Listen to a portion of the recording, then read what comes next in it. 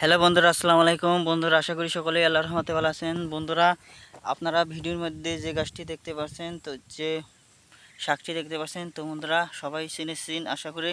তো বন্ধুরা, সেই গাছটির নাম হচ্ছে পাট শাক। তো বন্ধুরা, পাট শাক কিন্তু খুবই গুরুত্বপূর্ণ ও সুস্বাদু খাদ্য।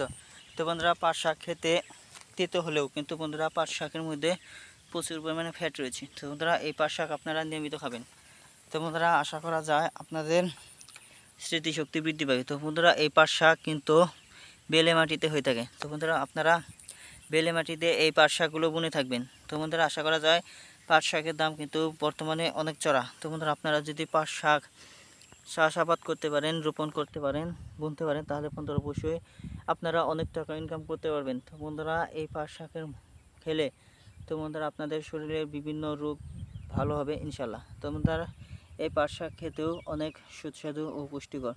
তো বন্ধুরা, এই পাট শাকের মধ্যে প্রচুর পরিমাণে ফ্যাট থাকার কারণে বন্ধুরা আপনাদের রোগ প্রতিরোধ ক্ষমতা বৃদ্ধি পায়। তো বন্ধুরা, এই পাট শাক খুব সহজে অল্প খরচেই বন্ধুরা চাষাবাদ করতে পারেন। বন্ধুরা, পাট শাকের বিভিন্ন জাত রয়েছে।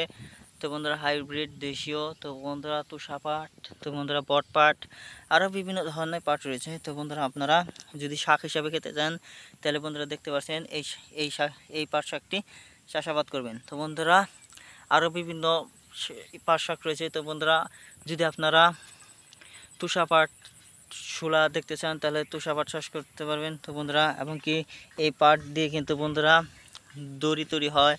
তো বন্ধুরা, এই পাট দিয়ে বিভিন্ন ধরনের পোশাক তৈরি হয়। তো বন্ধুরা, পাটের আরও বিভিন্ন ধরনের উপকারিতা রয়েছে। তো বন্ধুরা, আপনারা যে কোনো না কোনো উপকার পাবেন ইনশাল্লাহ। বন্ধুরা, এই ভিডিওটি থেকে যদি আপনারা সামান্যতম উপকার পেয়ে থাকেন, তাহলে আমাদের এই চ্যানেলটিকে সাবস্ক্রাইব করে আমাদের পাশে থাকুন। ধন্যবাদ আপনাদেরকে।